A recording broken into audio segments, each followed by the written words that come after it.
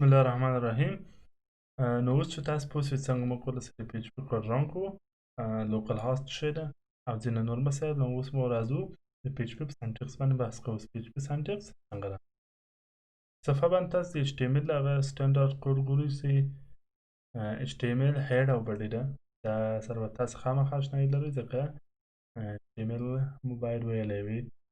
نو راځو د ایچ ټي ایم ایل د پی ایچ پي کوډ باندې بحث کوو چې موږ څنګه کولی شو پی ایچ پي کوډ او په کومه برخه کې ولیکو.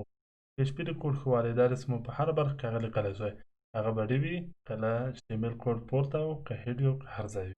نو د پی ایچ پي د کوډ د شروع کولو لپاره موږ دغه سنټکس لرو چې لیس دین، سوالیه علامه او پی ایچ پي لپاره. نو په دې سنټکس منځ کې موږ کولی شئ هر ځای چې وي د پی ایچ پي کوډ ولیکو. نو د دې په داخل کې چې موږ کوم کوډ لیکو هغه ټول پی ایچ پي کوډ وي. نو یوازې دغه سنټکس یوه برخه د کوډ ولیکم، دا به از ایچ ټي ایم ایل شمارل کېږي.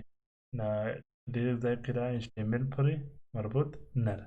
نو دا څو یو سنټکس دی په ډي په منځ کې. که چېرې زه غواړم ایچ ټي ایم ایل کوډ د ایچ ټي ایم ایل ټګ د پی ایچ پي کوډ د ایچ ټي ایم ایل ټګه پورته هم ولیکم، نو زه کولی شم همدا سنټکس هلته هم دلته هم زه کولی شم اوس د پی ایچ پي کوډ ولیکمه او کار کوي. هره برخه یې کوډ کولی شئ کښته برخه کې هم ولیکئ، په منځ کې هم ولیکئ او په پورته برخه کې هم ولیکئ. نو اوس راځمه د لا ښه وضاحت لپاره به تاسو ته ایکو سټیټمنټ در زده کړم تر څو موږ هغه آوټپوټ هم وګورو چې څه ډسپلی کوي په براوزر په سکرین باندې. نو دلته د ایکو سټیټمنټ وایي. ایکو یو ډېر زیات استعمالېدونکی سټیټمنټ دی د پی ایچ پي چې د ټکس یا د یو څه ډسپلی کولو لپاره مو استعمالوو.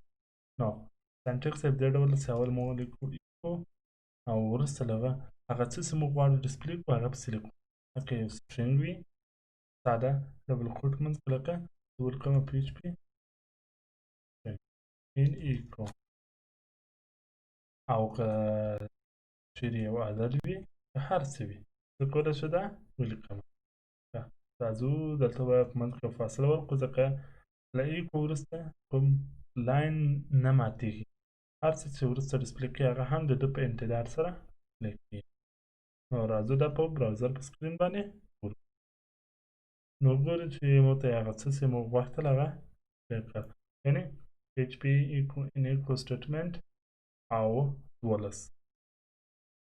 او د ایکو په واسطه باندې مو ډېر څه نور هم کولی شئ ډسپلی کړو. مثال په توګه د ایکو په مرسته زه کولی شئ څو سټرنګونه څنګ په څنګ هم ډسپلی کړم. مثال په توګه ولیکمه سټرنګ 1 او کامه.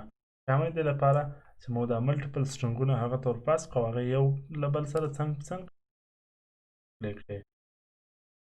دا کار بیا ایکو موږ ته ترسره کوي، د دې سټرنګونو یو ځای کول. سټرنګ 3. هو یو بل سنټکس هم مو کولی شئ دې لپاره استعمال کړو چې هغه ده ریکنکټینیشن، یعنې یو ځای کولو لپاره. لکه مثال په توګه زه ولیکم سټرنګ 4 ډاټ. دا ډاټ چې ده دا دوه سټرنګونه سره یو ځای کوي او یعنې دغه کوم چې سټرنګ ته هم بوځم. پی ایچ پي دا ډېر ښه په اسانه سره معلومولی شئ چې دا یو وریبل ده ځکه دلته یو ډالر ساین علامه ورسره راغلی ده او دې ته مو هم فکر وي چې دا باید ډبل کوټ منځ کې سنګل کوټ مو نه شوی کولی دا کار ترسره کړو. زه صفحه ریفرش کړو او هماغه آوټپوټ ده. خو که چیرې مو دلته سنګل کوټ ورکړو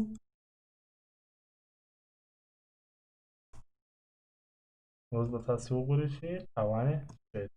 ګورو چې هغه وریبل خپله دا کوم څه چې مو د وریبل نوم ورکړی هغه ډسپلی شوي، قیمت یې نه، ځکه دی نه شوی معلومولی چې دا یو وریبل ده او که کوم څه بل سره سټرنګ ده. د دې لپاره حتمي ده چې تاسې ډبل کوډ د وریبل د ډسپلی کولو لپاره ولرئ. سنګل کوډ منځ کې بل څه مو نه شوی کولی هغه دا ده چې مو نه شوی کولی سکیپ سیکوینس ورکړو، لکه سلش ان او ځینې نور سلش آر او داسې سکیپ سیکوینسونه. که چیرې تاسې سی لینګویج یا سی پلس پلس نورو کې ویلي وي تاسو به خامخا ور ولرئ سکیپ سیکوینس د لاین ماتولو او د لاین د ځینو نورو سپیشل اپریشنونو لپاره دی. دا مو د سنګل کوټ منځ کې نسوای لیکلی، نو دې لپاره هم موږ باید ډبل کوټ ته دلته ورته ولیکو. نو ګورئ چې اوس هغه رنګ یې څه تغیر شو او کار ترسره کوي. نو دا و د ایکو سټیټمنټ. نو ایکو سټیټمنټ به وروسته موږ هم ډېر زیات استعمالوو تر څو تاسو نور هم ورسره اشنایي پیدا کړئ.